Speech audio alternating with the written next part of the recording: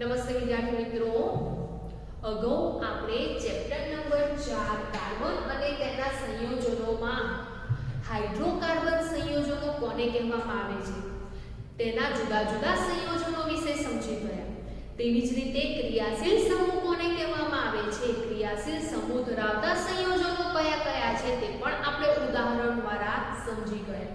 એટલે ટૂંકમાં આ ચેપ્ટરમાં આપણે કાર્બનિક સંયોજનો કોને કહેવામાં આવે છે તેના વિશે સમજ્યા.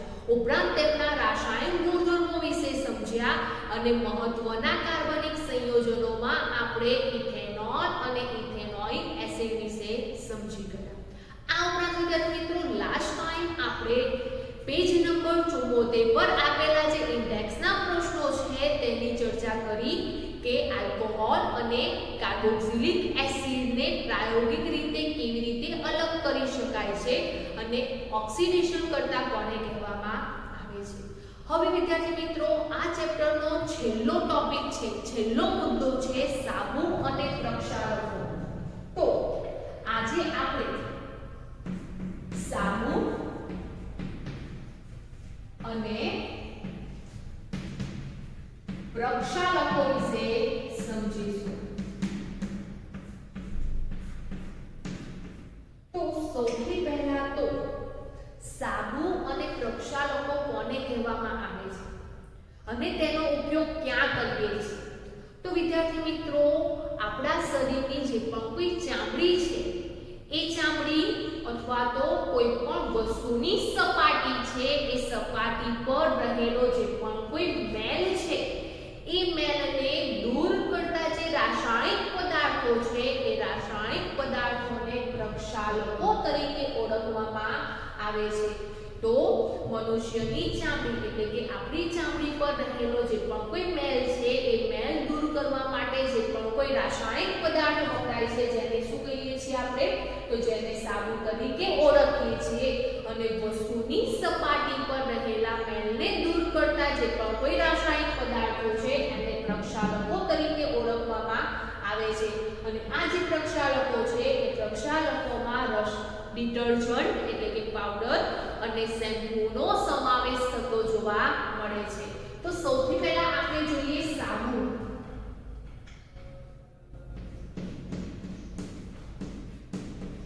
તો સાબુ શું છે, કોને કહેવામાં આવે છે? તો વિદ્યાર્થી મિત્રો, ચામડી પર રહેલ મેલ દૂર કરતા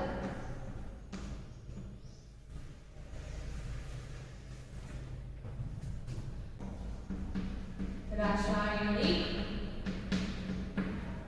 પદાર્થને શું કહેવામાં આવે છે, સાબુ કહેવામાં આવે છે. આ જે સાબુ છે એ સાબુ શું છે, તો સાબુ છે એ સાબુ લાંબી શૃંખલા યુક્ત કાર્બોક્સિલિક એસિડનો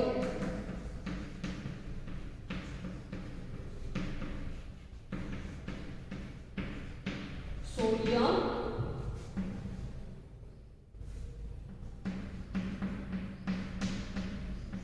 કે પોટેશિયમ ક્ષાર છે. તો સાબુ શું છે, તો અગાઉ આપણે ઇથેનોઇક એસિડમાં તેના રાસાયણિક ગુણધર્મોમાં એસ્ટરીકરણની પ્રક્રિયા સમજીને આવ્યા છીએ. એ એસ્ટરીકરણની પ્રક્રિયામાં આપણે સમજ્યા હતા કે જે પણ કોઈ ઇથેનોઇક એસિડ છે ઇથેનોઇક એસિડની ઇથેનોલ સાથે જ્યારે પ્રક્રિયા થાય છે ત્યારે નિપજમાં ઇથાઇલ એસિટેટ પ્રાપ્ત થાય છે. તો આ જે ઇથાઇલ એસિટેટ એ શું છે, તો ઇથાઇલ એસિટેટ એ એસ્ટર સંયોજન છે. તો જ્યારે એસ્ટર સંયોજન છે એ એસ્ટર સંયોજનનું સોડિયમ હાઇડ્રોક્સાઇડ સાથે પ્રક્રિયા થાય છે તે દરમિયાન ઇથેનોલ અને કાર્બોક્સિલિક એસિડ છે એમનો સોડિયમ ક્ષાર અથવા તો પોટેશિયમ ક્ષાર ઉત્પન્ન થતો જોવા મળે છે. એ જે પ્રક્રિયા છે એને સાબુનીકરણ તરીકે ઓળખવામાં આવે છે અથવા તો એ જે પ્રક્રિયા છે એને સેપોનિફિકેશન તરીકે ઓળખવામાં આવે છે. તો શા માટે એ પ્રક્રિયાને સાબુનીકરણ કે સેપોનિફિકેશન તરીકે ઓળખવામાં આવે છે? તો એ પ્રક્રિયાને અંતે જે પણ કાર્બોક્સિલિક એસિડના સોડિયમ કે પોટેશિયમ ક્ષાર બને છે, જે શું છે તો એ સાબુનો અણુ છે, એટલે કે એ સાબુ છે, તો સાબુની બનાવટ છે, એ પ્રક્રિયાને સાબુનીકરણ અથવા તો સેપોનિફિકેશન તરીકે ઓળખવામાં આવે છે. તો વિદ્યાર્થી મિત્રો, સાબુમાં શાના અણુ જોવા મળે છે? તો સાબુ છે એ સાબુમાં લાંબી શૃંખલા ધરાવતો કાર્બોક્સિલિક એસિડનો સોડિયમ ક્ષાર અથવા તો પોટેશિયમ ક્ષારના અણુઓ જોવા મળે છે. હવે આ જે સાબુ છે એ સાબુની બનાવટ કેવી રીતે થાય છે? તો આપણે એ અગાઉ સમજી ગયા છે કે જ્યારે પણ એસ્ટરના સંયોજનો છે એ એસ્ટરના સંયોજનોનું સોડિયમ હાઇડ્રોક્સાઇડ સાથે પ્રક્રિયા થાય છે, તે દરમિયાન નિપજમાં આલ્કોહોલનો અણુ અને કાર્બોક્સિલિક એસિડના સોડિયમ ક્ષાર અથવા તો પોટેશિયમ ક્ષાર ઉત્પન્ન થતા જોવા મળે છે. તો એ જે કાર્બોક્સિલિક એસિડના સોડિયમ ક્ષાર કે પોટેશિયમ ક્ષાર બને છે એ સાબુ છે, જેને સાબુનીકરણ તરીકે ઓળખવામાં આવે છે. અને અહીંયા વિદ્યાર્થી મિત્રો, એસ્ટરના સંયોજન તરીકે વનસ્પતિ તેલ કે પ્રાણિજ ચરબીનો ઉપયોગ કરવામાં આવે છે. તો જો વિદ્યાર્થી મિત્રો, આ જે સમીકરણ છે એ સમીકરણ શાનું દર્શાવેલું છે? તો આ સમીકરણમાં વનસ્પતિ તેલ કે પ્રાણિજ ચરબીની સોડિયમ હાઇડ્રોક્સાઇડ સાથે પ્રક્રિયા થાય છે, તેને ગરમ કરવામાં આવે છે ત્યારે ગ્લિસરોલ બને છે, જે આલ્કોહોલનો અણુ છે, અને બીજો ફેટી એસિડનો સોડિયમ ક્ષાર ઉત્પન્ન થતો જોવા મળે છે, જે કાર્બોક્સિલિક એસિડનો સોડિયમ ક્ષાર છે, જેને સાબુ તરીકે ઓળખવામાં આવે છે. તો આ જે પ્રક્રિયા છે એ સાબુનીકરણ અથવા તો સેપોનિફિકેશનની જોવા મળે છે. હવે વિદ્યાર્થી મિત્રો, આ જે સાબુ છે એ સાબુના બંધારણમાં જે સાબુનો અણુ છે એ સાબુના અણુમાં કયા ક્ષાર જોવા મળે છે? તો આપણે સમજી ગયા છે કે સાબુના અણુમાં કાર્બોક્સિલિક એસિડના સોડિયમ ક્ષાર અથવા તો પોટેશિયમ ક્ષાર જોવા મળે છે. હવે જ્યારે આ જે પણ કાર્બોક્સિલિક એસિડ છે એ કાર્બોક્સિલિક એસિડનો જો સોડિયમ ક્ષાર હોય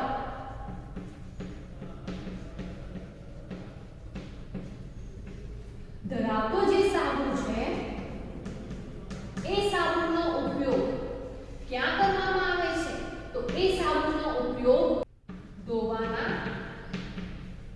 સાબુ તરીકે કરવામાં આવે છે, એટલે કે કપડાં ધોવાનો કે અથવા તો વાસણ સાફ કરવા માટે જે પણ કોઈ સાબુ જોવા મળે છે એ સાબુમાં કયા અણુ જોવા મળે છે? તો એ સાબુમાં કાર્બોક્સિલિક એસિડના સોડિયમ ક્ષાર જોવા મળે છે. તો સોડિયમ ક્ષાર ધરાવતો જે કાર્બોક્સિલિક એસિડ છે એવો જે સાબુ છે એનો ઉપયોગ ધોવામાં થાય છે.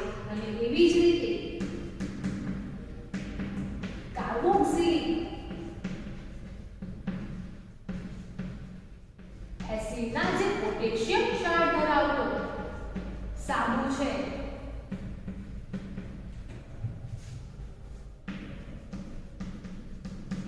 એનો ઉપયોગ ક્યાં થાય છે? તો એનો ઉપયોગ નહાવાના સાબુ તરીકે થતો જોવા મળે છે. તો વિદ્યાર્થી મિત્રો, નહાવાના જે પણ કોઈ સાબુ છે એ સાબુમાં કાર્બોક્સિલિક એસિડના પોટેશિયમ ક્ષાર જોવા મળે છે. હવે આ જે સાબુ છે એ સાબુનું બંધારણ કેવું જોવા મળે છે?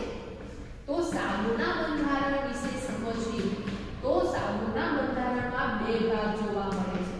કયા ભાગ જોવા મળે છે? બે ભાગ જોવા મળે છે. અને કયા બે ભાગ જોવા મળે છે? તો બે ભાગમાં છે એક ધ્રુવીય ભાગ અને બીજું છે અધ્રુવીય ભાગ. તો આ જે પણ કોઈ સાબુ છે એ સાબુનો જે અણુ છે એ અણુનું બંધારણ કેટલા ભાગમાં જોવા મળે છે? તો સાબુના અણુનું બંધારણ બે ભાગમાં જોવા મળે છે. એક ધ્રુવીય ભાગ જોવા મળે છે અને તે અણુમાં જો અધ્રુવીય ભાગ જોવા મળે છે. તો એમાં ધ્રુવીય ભાગ, એ જે ધ્રુવીય ભાગ છે એ ધ્રુવીય ભાગને શીર્ષ તરીકે ઓળખવામાં આવે છે. તો ધ્રુવીય ભાગને શું કહેવામાં આવે છે? શીર્ષ તરીકે ઓળખવામાં આવે છે. આ જે શીર્ષ વાળો ભાગ છે એ કેવો જોવા મળે છે? તો એ ઋણભારી ભાગ છે, જેને જળ અનુરાગી તરીકે ઓળખવામાં આવે છે.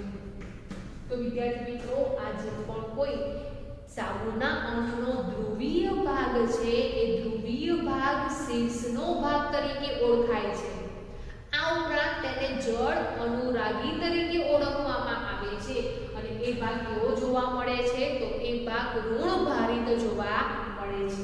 આ ઉપરાંત વિદ્યાર્થી મિત્રો, આ જે ધ્રુવીય વાળો ભાગ છે એ ધ્રુવીય વાળો ભાગ પાણી છે એ પાણી તરફ આકર્ષાય છે. તો ધ્રુવીય વાળો જે ભાગ છે એ પાણી પ્રત્યે આકર્ષણ અનુભવે છે. જ્યારે અધ્રુવીય વાળો ભાગ છે એ અધ્રુવીય વાળો ભાગ, જેને શું કહેવામાં આવે છે? તો અધ્રુવીય વાળો જે કોઈ ભાગ છે એને પૂંછડી તરીકે ઓળખવામાં આવે છે. અને જે પૂંછડી છે એ પૂંછડી સાની છે? તો હાઇડ્રોકાર્બન ધરાવતી.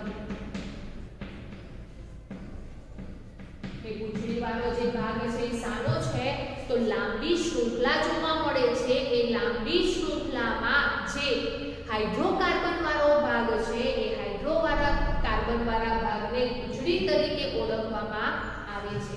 આ ઉપરાંત વિદ્યાર્થી મિત્રો, આ જે અધ્રુવીય ભાગ છે અધ્રુવીય ભાગને જળ વિરાગી તરીકે ઓળખવામાં આવે છે. અને તેવી જ રીતે આ જે અધ્રુવીય વાળો એટલે કે પૂંછડી વાળો ભાગ છે એ પૂંછડી વાળો ભાગ પાણી પ્રત્યે આકર્ષણ અનુભવતો નથી, પરંતુ વસ્તુની સપાટી પર રહેલો જ્યાં તેલનો ડાઘો છે અથવા તો કોઈ પણ મેલ છે એ મેલ તરફ આકર્ષાય છે.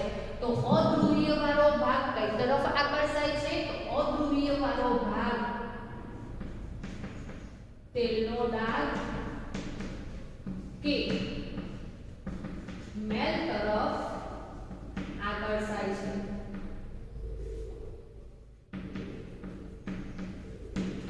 તો આ વિદ્યાર્થી મિત્રો, આ જે પણ કોઈ સાબુનો અણુ છે એ સાબુનો અણુ લાંબી શૃંખલાયુક્ત જોવા મળે છે. એમાં બે ભાગ જોવા મળે છે. ધ્રુવીય ભાગ જે શીર્ષનો ભાગ છે અને જળ અનુરાગી ભાગ છે.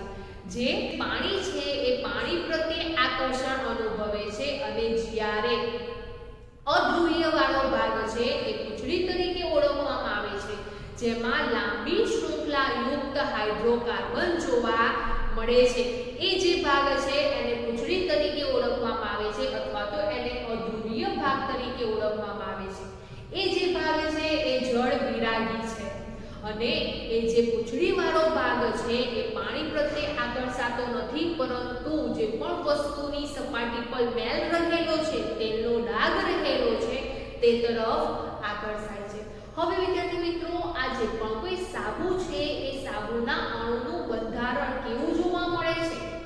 તો આપણે બંધારણની રચના સમજીએ. તો જે સાબુ છે એ સાબુનું પહેલા બંધારણ સમજીએ.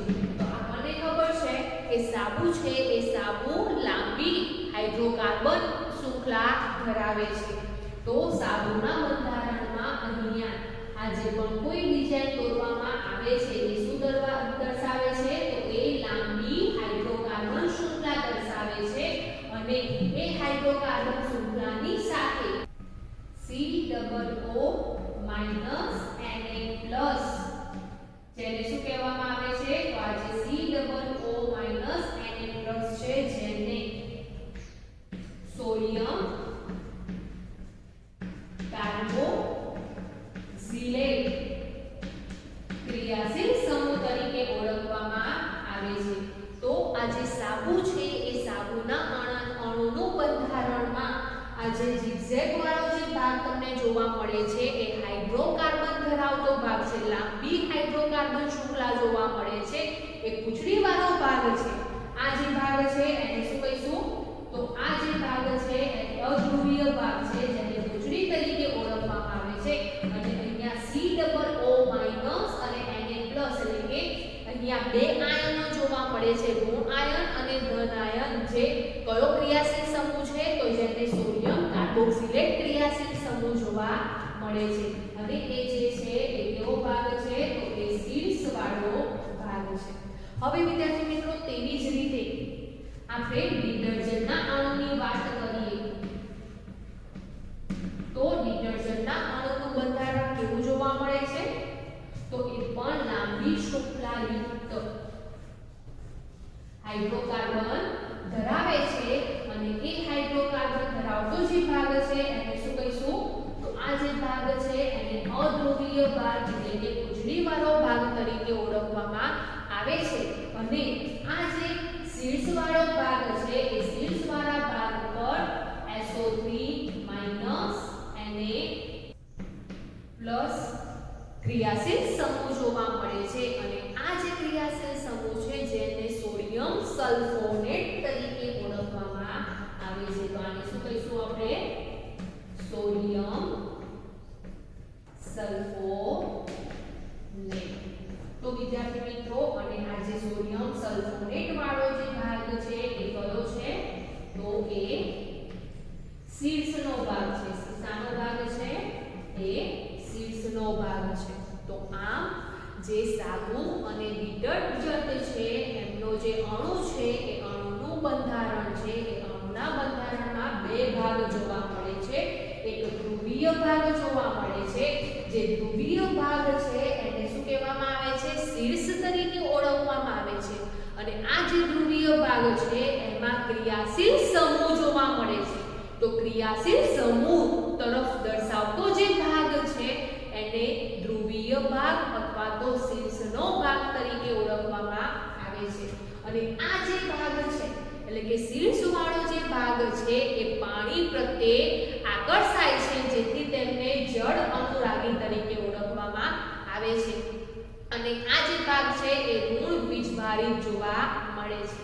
તેવી જ રીતે વિદ્યાર્થી મિત્રો, બીજો ભાગ આપણને લાંબી હાઇડ્રોકાર્બન શૃંખલાયુક્ત જોવા મળે છે. એ લાંબી હાઇડ્રોકાર્બન શૃંખલા વાળો જે ભાગ છે જેને પૂંછડી અથવા તો અધ્રુવીય ભાગ તરીકે ઓળખવામાં આવે છે. અને આ જે ભાગ છે એ વસ્તુની સપાટી પર રહેલો જે મેલ છે એ મેલ તરફ આકર્ષાય છે. હવે વિદ્યાર્થી મિત્રો, આ જે કોઈ સાબુ અને ડિટર્જન્ટ છે એ કેવી રીતે કાર્ય કરે છે? તો આપણે સાબુ અને ડિટર્જન્ટની ક્રિયાવિધિ સમજીએ તો કેવી રીતે કાર્ય કરશે? તો આપણે અહીંયા સમજ્યા કે જે ધ્રુવીય ભાગ છે એ ધ્રુવીય ભાગ પાણી પ્રત્યે આકર્ષાય છે અને અધ્રુવીય ભાગ છે એ મેલ તરફ આકર્ષાય છે. તો વિદ્યાર્થી મિત્રો, આપણે આકૃતિ દ્વારા એ સમજીએ તો સાબુ ની ક્રિયાવિધિ સમજીએ આપણે, અથવા તો ડિટર્જન્ટની ક્રિયાવિધિ. બંનેની ક્રિયાવિધિ સરખી રીતે થતી જોવા મળે છે. અને એ આપણે આકૃતિ દ્વારા સમજીએ તો વિદ્યાર્થી મિત્રો, આ જે સાબુ છે અને ડિટર્જન્ટ છે એનો ઉપયોગ ક્યાં કરવામાં આવે છે? તો ઉદાહરણ તરીકે કપડાં ધોવા માટે આપણે સાબુનો ઉપયોગ કરીએ છીએ અથવા તો ડિટર્જન્ટનો ઉપયોગ કરીએ છીએ. તે દરમિયાન જે પણ કોઈ વસ્તુની સપાટી છે એ વસ્તુની સપાટી ઉપર અહીંયા એક જગ્યાએ ડાઘ પડેલો જોવા મળે છે અથવા તો મેલ જોવા મળે છે. તો આ શું છે? તો આ છે વસ્તુની સપાટી પરનો ડાઘ છે. હવે આપણે જ્યારે પણ કપડામાં સાબુ ઘસીએ છીએ તે દરમિયાન, જ્યારે કપડાં ધોવામાં આવે છે તે દરમિયાન તેની ઉપર સાબુ ઘસવામાં આવે છે. હવે વિદ્યાર્થી મિત્રો, જ્યારે પણ કપડાં ધોવા વખતે પાણીનો ઉપયોગ કરવામાં આવે છે ત્યાર પછી સાબુ ઘસવામાં આવે છે.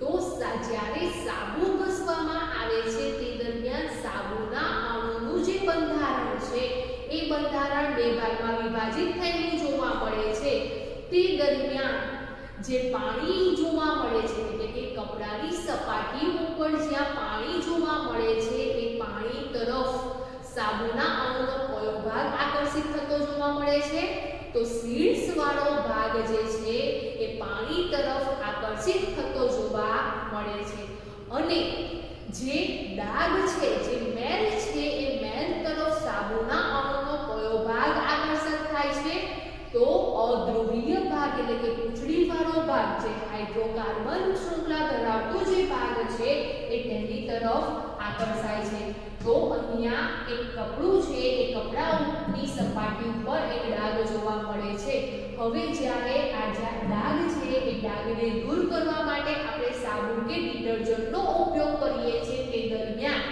જે સાબુ કે ડિટર્જન્ટ છે એ સાબુ કે ડિટર્જન્ટ ના જે પણ કોઈ અણુઓ છે એ અણુઓનો જે પૂંછડી વાળો ભાગ છે એ પૂંછડી વાળો ભાગ ડાઘ તરફ આકર્ષાય છે અને જે સીડ્સ વાળો ભાગ છે એ સીડ્સ વાળો ભાગ પાણી તરફ આકર્ષાય છે તો તેની આસપાસ એ જે ડાઘ છે એ મેલ છે તેની આસપાસ સાબુ કે ડિટર્જન્ટના જે પણ કોઈ અણુઓ છે એ અણુઓ આ રીતે આકર્ષાય છે કેવી રીતે આકર્ષાય છે તો અધ્રુવીય ભાગ મેલ તરફ આકર્ષાય છે અને સીડ્સ વાળો ભાગ છે એ પાણી તરફ આકર્ષાય છે અને આ પ્રમાણેની રચના બનાવે છે તો આ પ્રમાણેની જે રચના છે એ રચનાને શું કહેવામાં આવે છે તો આ પ્રમાણેની જે રચના છે જેને મિસેલની રચના તરીકે ઓળખવામાં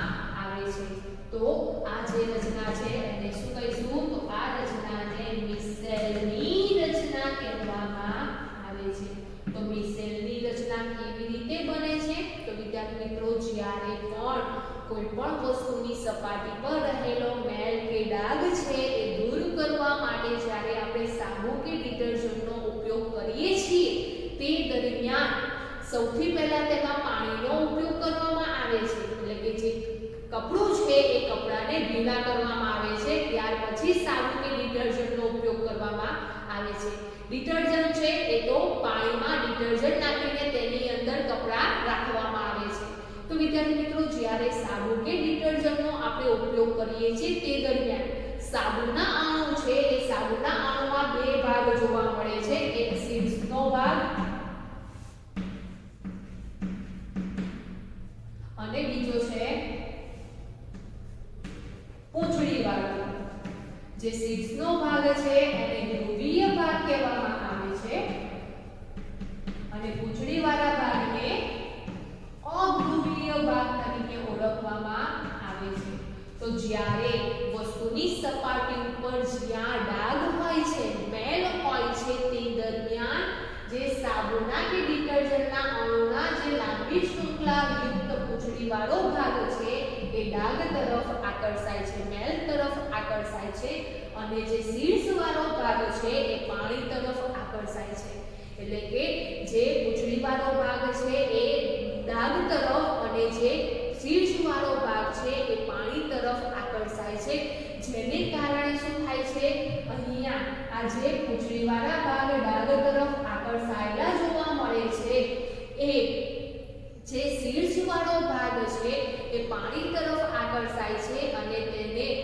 પૂંછડી છે એ પૂંછડીને ડાઘથી દૂર કરે છે જેથી કરીને જે જગ્યાએ ડાઘ જોવા મળે છે એ ડાઘ દૂર થતો જોવા મળે છે મેલ દૂર થતો જોવા મળે છે તો જે પણ કોઈ સાબુ અને ડિટર્જન્ટના અણુઓ છે એ ડાઘ કે મેલની આજુબાજુ આ પ્રમાણે ગોઠવાયેલા જોવા મળે છે જેને મિસેલની રચના તરીકે ઓળખવામાં આવે છે તો આ વિદ્યાર્થી મિત્રો જે સાબુ છે એ સાબુ અને ડિટર્જન્ટ છે એ ડિટર્જન્ટનો ઉપયોગ પ્રક્ષાલક તરીકે થતો જોવા મળે છે એટલે કે વસ્તુની જે પણ કોઈ સપાટી છે એ સપાટી પર રહેલો જે મેલ છે એ મેલને દૂર કરવા માટે થતો જોવા મળે છે હવે વિદ્યાર્થી મિત્રો આ જે સાબુ છે એ સાબુ અને જે ડિટર્જન્ટ છે એ ડિટર્જન્ટ બંનેમાંથી કયું વધારે અસરકારક જોવા મળે છે તો વિદ્યાર્થી મિત્રો બંને પદાર્થોમાંથી જે ડિટર્જન્ટ છે એ